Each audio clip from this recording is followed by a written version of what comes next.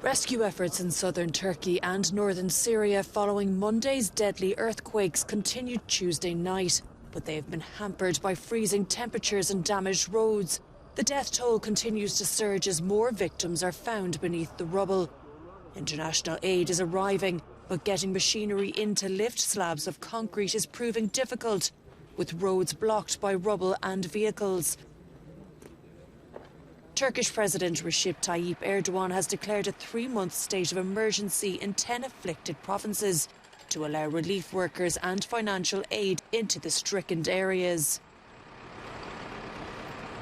Bunun için zorunlu olmadıkça kimsenin deprem bölgesine giden ve deprem bölgesi içindeki yolları kullanmamasını, telefon görüşmelerinin de acil ihtiyaçlar dışında yapılmaması gerektiğini tekrar hatırlatıyorum.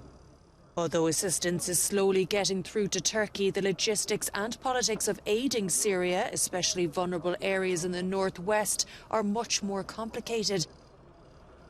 11 years of civil war and international sanctions against the Assad regime are creating obstacles. The civil defence group known as the White Helmets, which is more used to searching bombed-out buildings, is spread very thin. It's shuttling its few available evacuators from one town to the next to respond to countless pleas for help. Syrians say they feel abandoned.